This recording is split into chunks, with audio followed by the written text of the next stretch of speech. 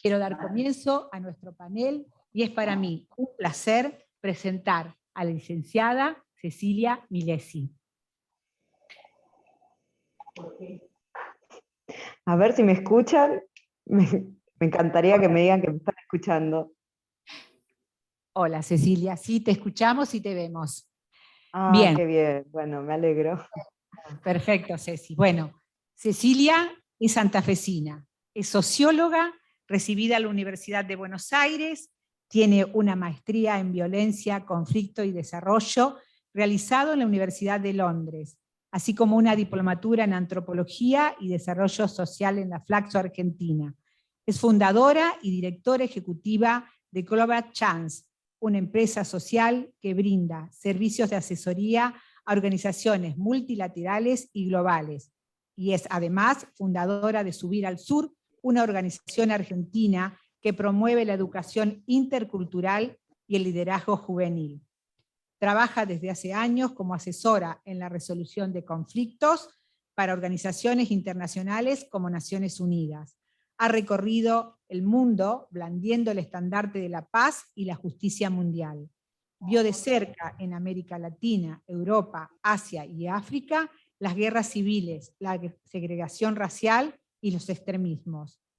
En sus más de 25 años de experiencia profesional, Cecilia ha ocupado roles de liderazgo, asesoramiento e investigación en algunas de las organizaciones más reconocidas de todo el mundo: Naciones Unidas, Banco Islámico de Desarrollo, Amnistía Internacional, Secretariado Internacional de Londres, entre otras. Es especialista invitada a dar el curso Mujeres, Paz y Seguridad, organizado por ONU Mujeres y Flaxo Argentina. El curso online está dirigido a 200 líderes de toda la región.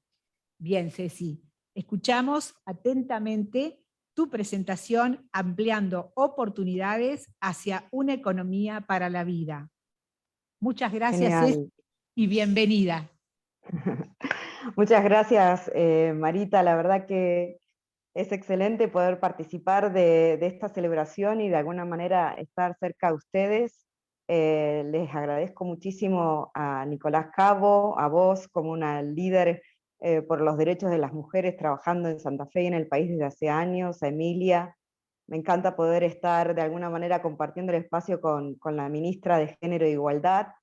y obviamente me encantaría haber podido estar también ahí en persona para celebrar con ustedes y también saludarlo a Jorge Asís, que es admirado por mi familia. Tenía muchísimos mensajes para pasarlos, pero bueno, será para otra vez. Entiendo que tengo media hora para compartirles algo de algunas de mis perspectivas, de mi experiencia, algunas de las metodologías y el trabajo que vengo realizando, como Marita decía, a nivel global, especialmente en los últimos 15 años que vivo fuera del país. Ahora estoy en Madrid, pero en los últimos 15 años he vivido tanto en Europa y trabajado en Asia, en África y en otros países de América Latina, incluso acompañando de cerca procesos de negociación de Naciones Unidas en Nueva York. Pero bueno, más allá de eso, la verdad es que me acabo de dar cuenta de dos cosas. Una, que hace 15 años que vivo fuera del país, que es exactamente los años que tiene la agencia. Así que espero poder compartirles conocimientos y perspectivas, pero también desde la humildad y desde el hecho de que tienen que saber que hace mucho tiempo que no estoy en Santa Fe y mucho tiempo que no estoy en Argentina, a pesar de que acompaño todos los procesos políticos, los desafíos, muy de cerca. En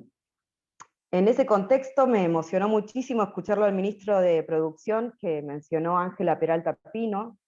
Creo que tengo que mencionar que soy educada en Santa Fe, en las escuelas públicas, en la Escuela Beleno y en la Escuela Almirante Brown. No solo me eduqué en universidades públicas, sino que me eduqué en escuelas santafesinas públicas que dan acceso hasta el día de hoy a miles de niños y jóvenes con más o con menos recursos económicos. Me acuerdo que con el coro del Almirante Brown hicimos un concierto especial dedicado a Ángela Peralta Pino, rescatando todo este trabajo que decía el ministro en apoyo a la educación rural, que es uno de los pilares fundamentales de una nueva mirada del desarrollo.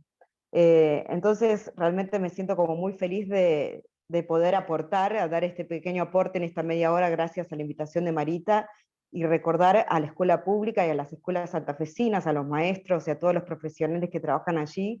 como uno de los grandes motores de ese desarrollo productivo que también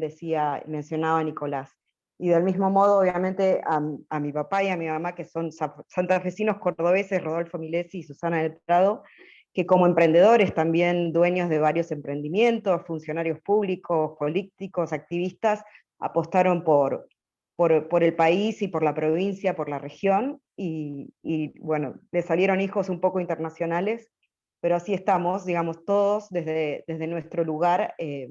intentando generar mejores condiciones para un mundo más pacífico, más inclusivo,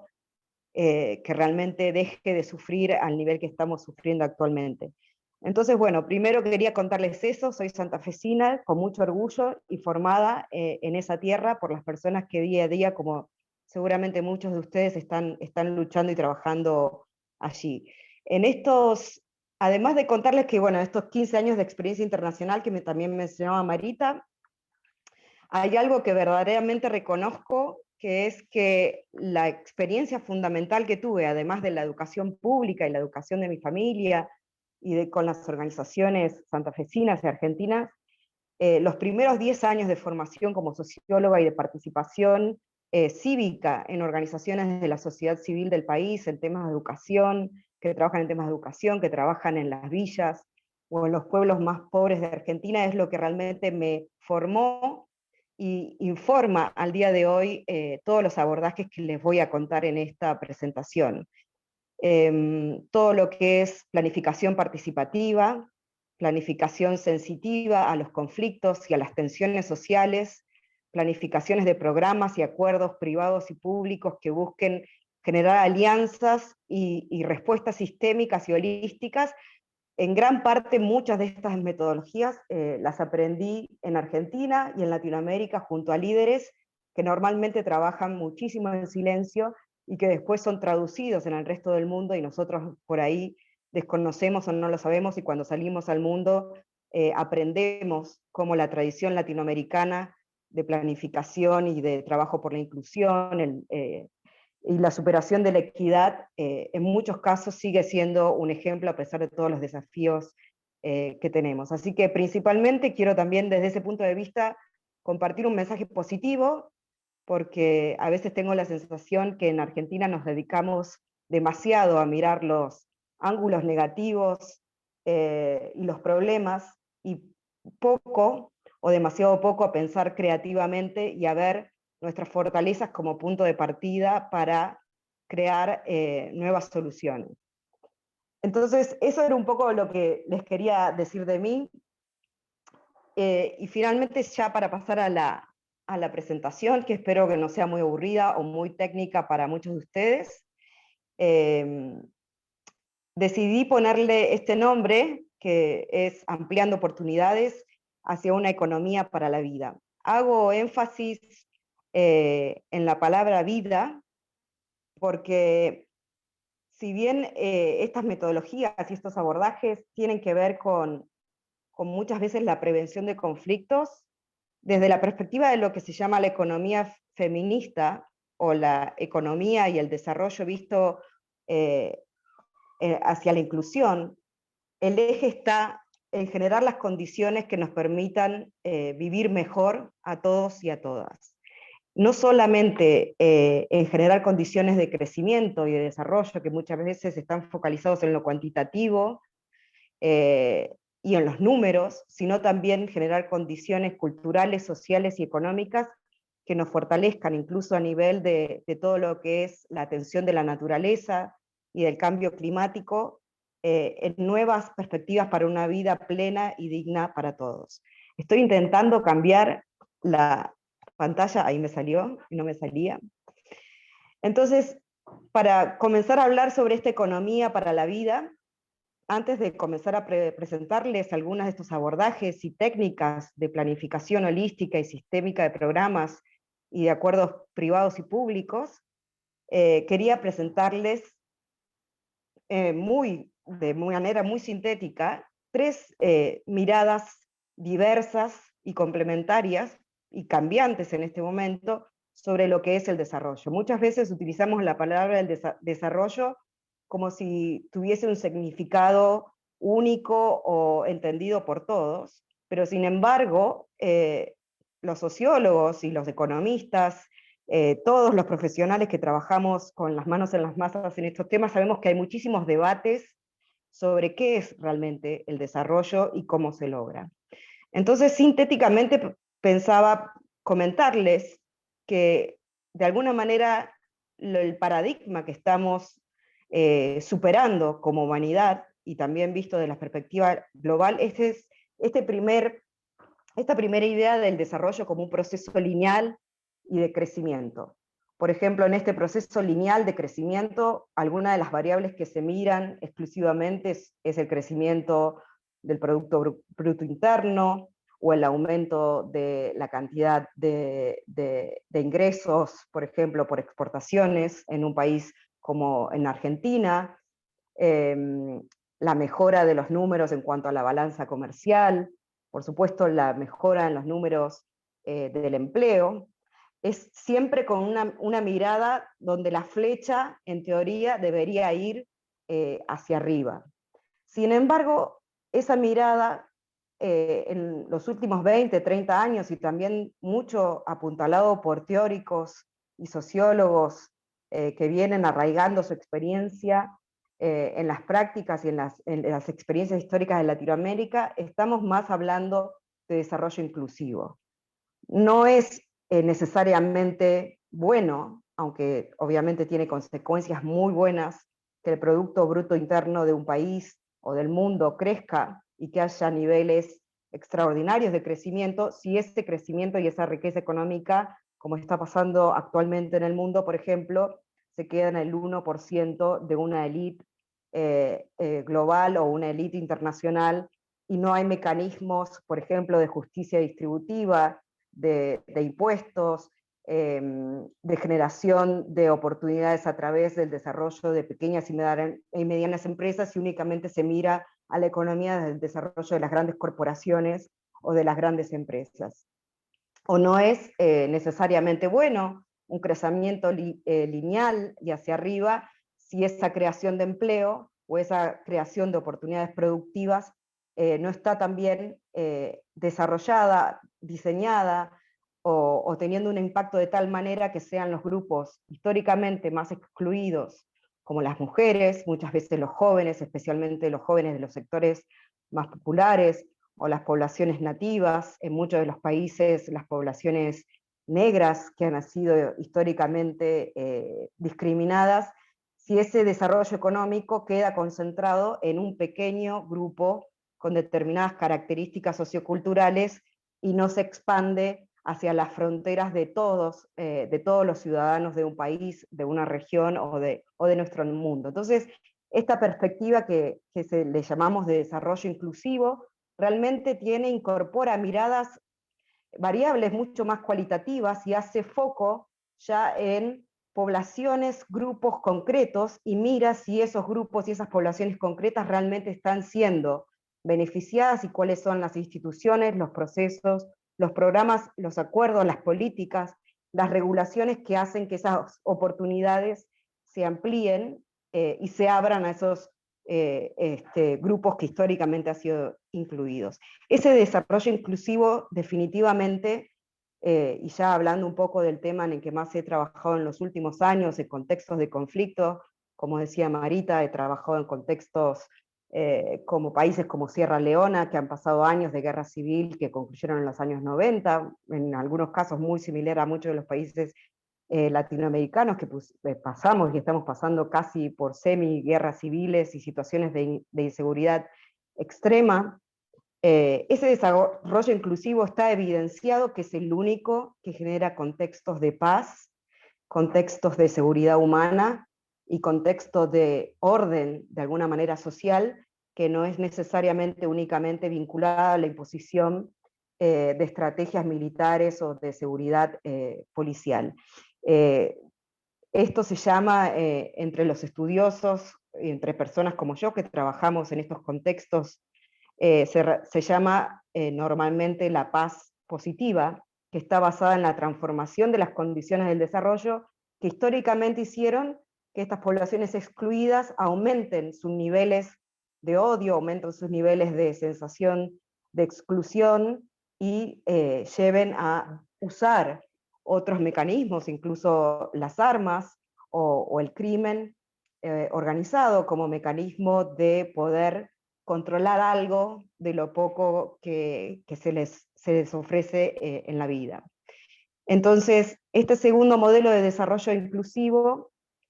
es el que está asociado en muchos de los paradigmas nuevos que se han desarrollado en los últimos 30 años a también la paz, que sé que es algo que en Argentina preocupa mucho, e incluso en Santa Fe.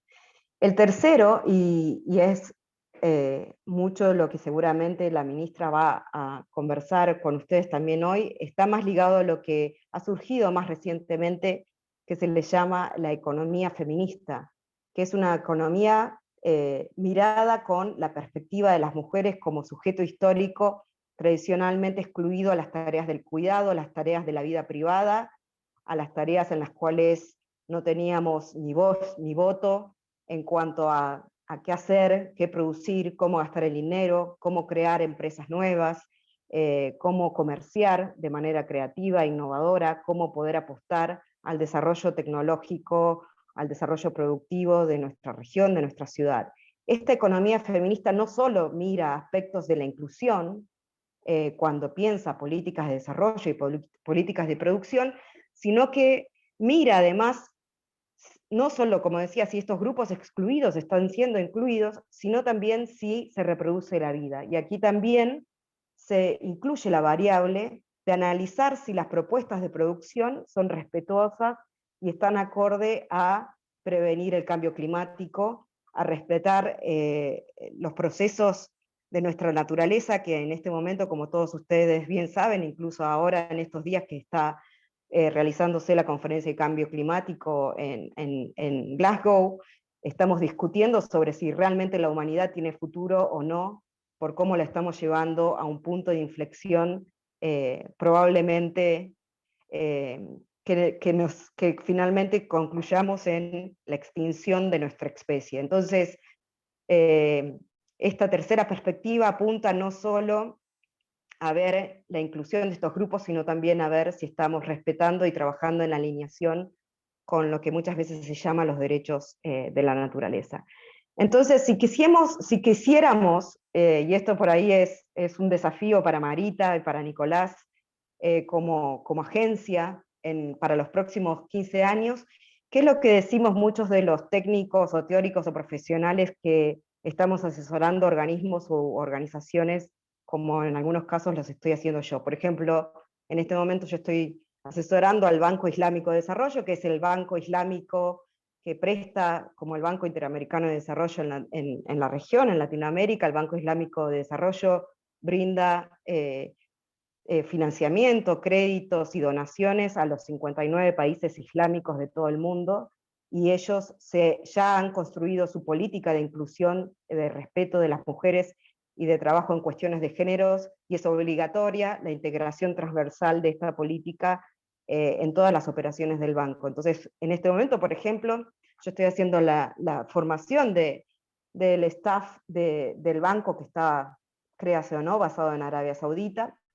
y esto es uno de los triángulos que usamos de análisis de programas y análisis de contexto para poder, a partir de ahí, delinear las decisiones de inversión del banco. ¿Qué es este análisis de contexto que les planteo en esta diapositiva, en esta filmina, como diría Alberto Fernández? Este análisis es algo relativamente simple de hacer, que normalmente cuando trabajamos con perspectiva participativa lo hacemos en este análisis de contexto, convocando diferentes actores para que puedan de manera conjunta identificar los diferentes desafíos que hay que mejorar o abordar para poder crear programas más transformadores. Una punta del triángulo, como pueden ver arriba, invita a hacer un análisis de estructura, es decir, cuáles son las instituciones, las políticas y los acuerdos y cómo estas políticas, instituciones están actuando de tal manera o no que atiendan a las necesidades y a los derechos a las personas. Aquí la cuestión del acceso y ver si las estructuras institucionales están generando la posibilidad de participación y están dando la posibilidad de que las diversidades de diferentes grupos con sus diferentes intereses tengan voz y voto, es algo fundamental. Entonces se mapea, sí, por ejemplo, en una ciudad como Santa Fe o en la región como Santa Fe, cuáles son esas instituciones, cuáles son esas leyes, cuáles son esas regulaciones y cómo esos procesos de gobernanza están siendo accesibles, están siendo participativos y están siendo inclusivos. Y se detecta todos los factores y las barreras que determinan que, lamentablemente, muchas veces, como seguramente ustedes coincidirán conmigo, muchas veces no sucede. Además de hacer este análisis estructural, se hace un análisis de actitudes, algo muy importante que muchas veces se deja de lado cuando se habla únicamente de producción y cuando se habla únicamente de economía, como si fuese una variable o un sector que está completamente separado de la sociedad. Este análisis de actitudes tiene que ver con entender las normas sociales que históricamente, por ejemplo en una ciudad como Santa Fe, los rencores históricos y las cuestiones presentes que hacen que los grupos de una sociedad estén divididos. Por ejemplo, en un país islámico, obviamente puede ser la aplicación extrema de lo que se llama la Sharia Law, en el cual, por ejemplo, las mujeres no tienen muchas veces en algunos contextos, porque no todos los países islámicos aplican la Sharia Law de la misma forma, no tienen, por ejemplo, acceso o derechos a abrir una cuenta bancaria o a tener la propiedad, el título de propiedad de una empresa o de una tierra o de determinados bienes. Y esto es porque normalmente, históricamente, se desvaloriza y se vincula cuestiones religiosas y de cuestiones de normas culturales a la mujer como un grupo poblacional denigrado o con menos valor que obviamente, por ejemplo, en este caso los hombres. Esto seguramente también sigue existiendo en Santa Fe, sigue existiendo en Argentina, preconcepciones, prejuicios y estereotipos que siguen lamentablemente muchas veces denigrándonos a lugares secundarios o simplemente utilizando a determinadas mujeres o a otros grupos excluidos únicamente en un sentido tokenista o oportunista. Entonces, cuando se habla de producción, también, como decía el ministro, se tiene que hablar de educación, se tiene que hablar de cómo las escuelas, las universidades, las organizaciones sociales, organizaciones como ADER, trabajan de manera transversal estrategias y tácticas para transformar estas normas sociales regresivas y que nos dejan con una mirada completamente antigua de lo que es el desarrollo. Y finalmente, se hace todo un análisis que le llamamos análisis transaccional y que es comprender y analizar los niveles de confianza que hay entre los grupos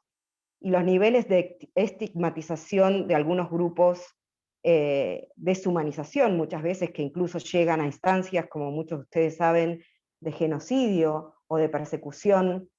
política, por ejemplo, genocidio como hemos visto lamentablemente en países como Ruanda, pero también de desvalorización sistémica, como incluso, por ejemplo, en este momento está pasando en Argentina con poblaciones nativas, que hacen que se instale en la narrativa social, en la narrativa política, e incluso en la agenda de los medios, que tienen un gran rol en esta cuestión de generar niveles de confianza fundamentales para que haya un desarrollo inclusivo, en el cual se desvaloriza algunos grupos y se valoriza a otros, en vez de crear contextos que estén más conducivos al diálogo, más conducivos al respeto mutuo, más conducivos a reconocernos a todos como seres humanos que en definitiva estamos luchando por una vida digna. Entonces, para no aburrirlos con tantos triángulos, básicamente esto es algo de lo que hacemos cuando iniciamos este proceso de diseño de acuerdos, de diseños de políticas y de programas, con vista siempre a transformar este triángulo en en un programa, en un acuerdo o en un contexto que tenga que ver con una respuesta sistémica para la creación de contextos de más dignidad y más justicia, más inclusión y más paz. Entonces, por ejemplo, si hemos en un contexto X, por ejemplo, Santa Fe, detectado de que las mujeres no tienen oportunidades de crédito o de acceso al financiamiento, como estaba mencionando también Nicolás, y se crea algo tan importante como la creación de la secretaría dentro de la agencia y se le da oportunidad de créditos, especialmente en situaciones de crisis, como es en este momento el de la pandemia y del COVID, esto ya es de por sí una respuesta para brindar una oportunidad de acceso a un grupo históricamente excluido como las mujeres y las disidencias. Ahora, este acceso es completo si únicamente damos acceso a estas oportunidades a través de plataformas online. Nuevamente, si hicimos un análisis profundo de estas barreras estructurales e institucionales, vamos a ver que el acceso a Internet, el acceso a plataforma, el alfabetismo en las poblaciones argentinas y en las poblaciones de gran cantidad del mundo para acceder y llenar, por ejemplo, un formulario online es muy limitado. Entonces, el acceso inclusivo, en este caso, no sería únicamente generando oportunidades de crédito, sino también oportunidades para que las personas tengan formación para manejar estas plataformas online, y si no tienen formación para manejar estas plataformas online, poder acercarnos a ellas y hacer un trabajo territorial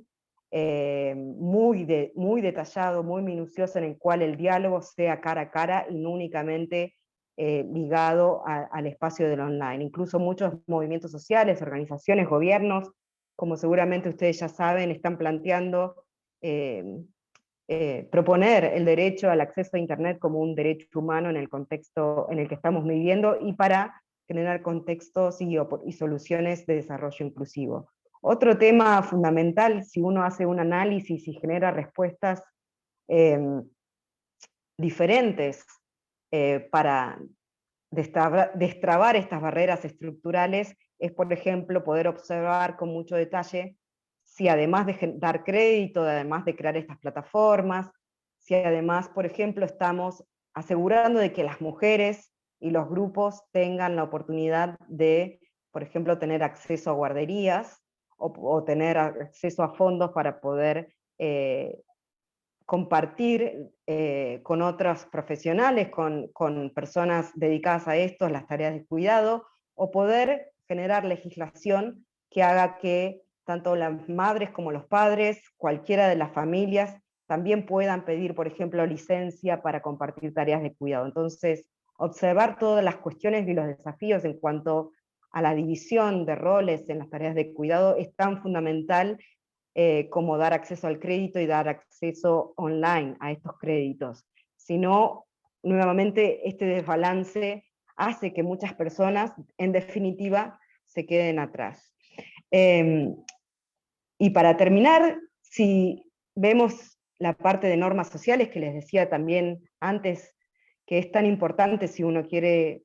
diseñar programas inclusivos, tenemos que determinar muy claramente y con mucha conciencia y con mucho sentido crítico y también con mucha humildad y mucha paciencia hacia nosotros mismos, poder deconstruir estos valores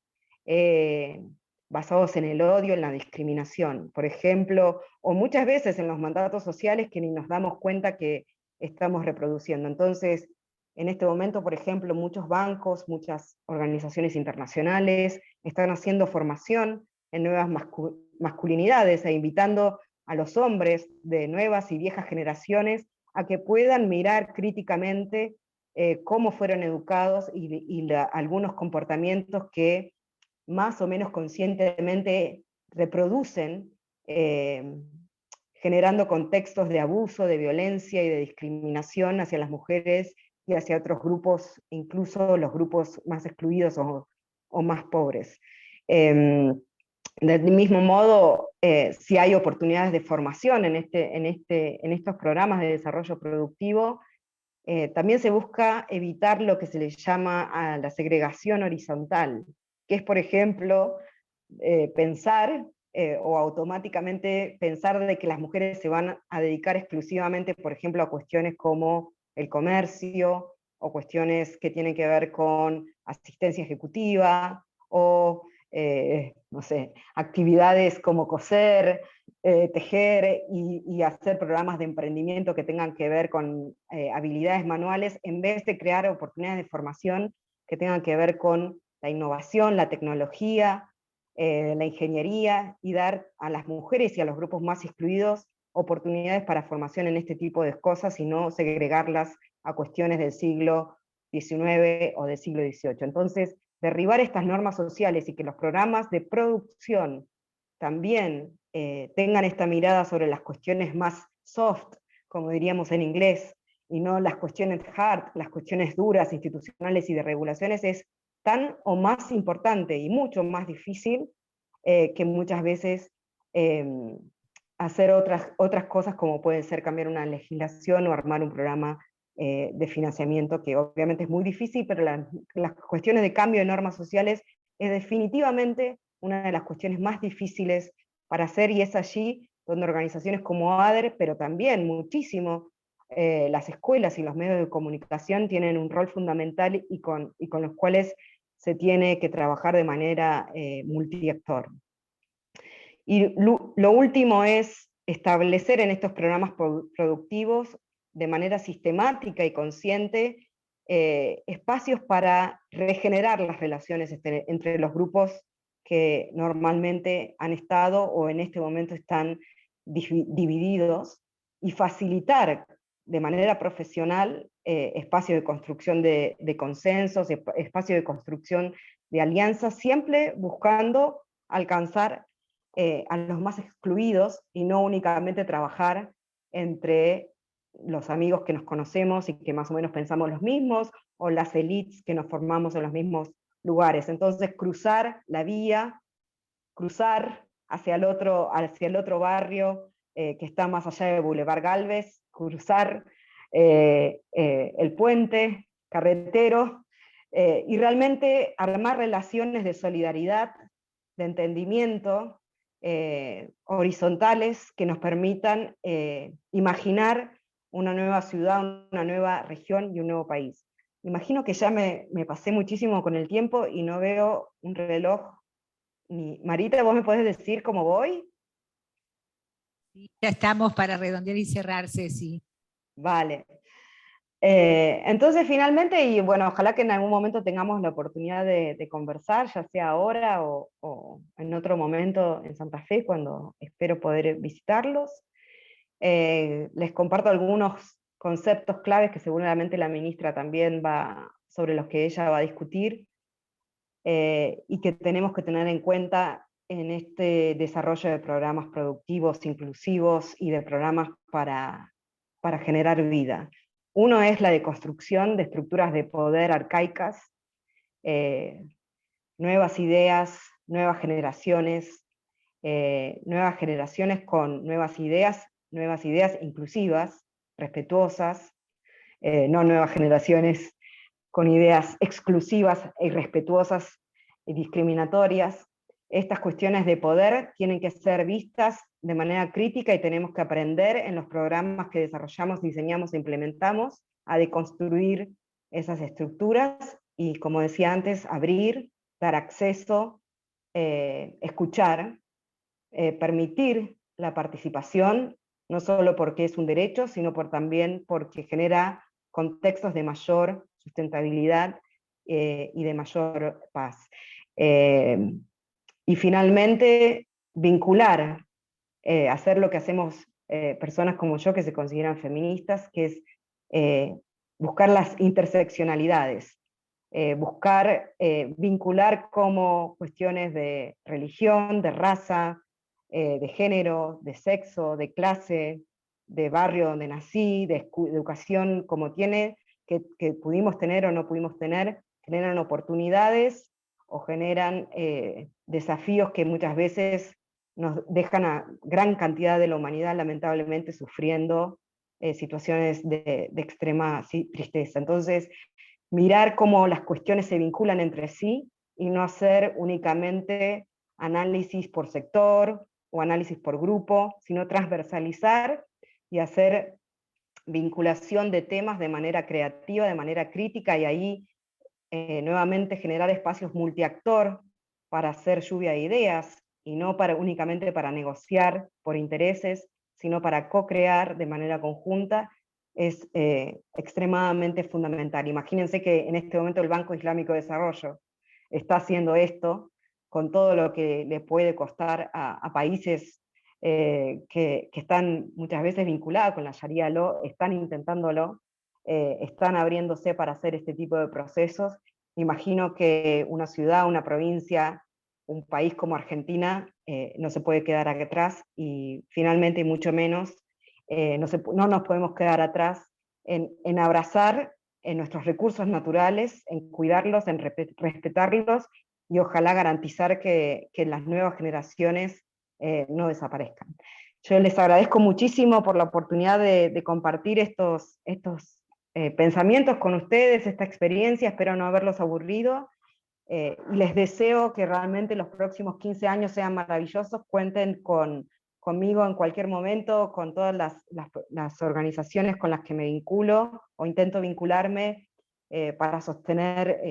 un cambio global, un cambio mundial que sea realmente de mayor justicia y de mayor dignidad, porque no vale la pena vivir en el mundo que estamos creando, y todos tenemos que ser actores claves en transformar esta situación, así que ojalá que así sea. Mil gracias, Nicolás, Marita, Emilia, y los dejo.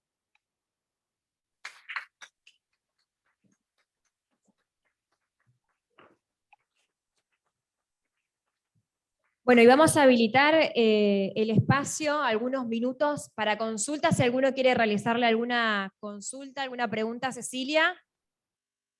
Están por allá con el micrófono. ¿No hay consultas? ¿No hay consultas? Bueno, vamos con la presentación, entonces, ¿seguimos? Bien, Cecilia, muchísimas gracias por tus valiosos aportes. Bueno, continuamos con nuestro... Ahora es el momento de escuchar a otra santafesina, nacida en Sastre,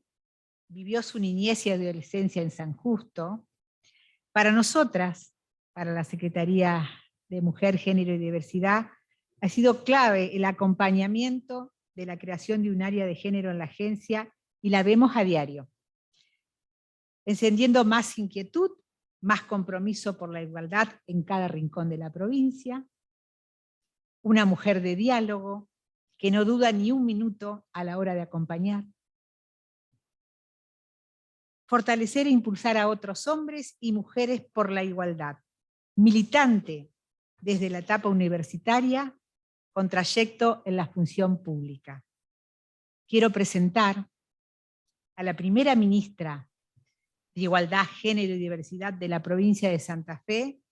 Es un honor compartir este espacio contigo.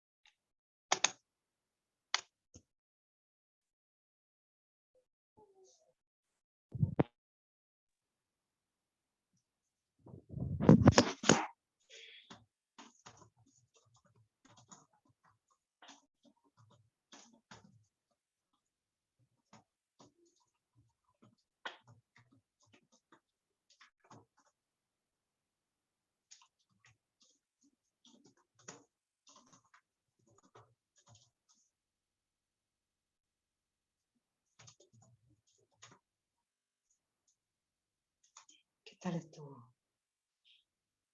Me pareció perfecto.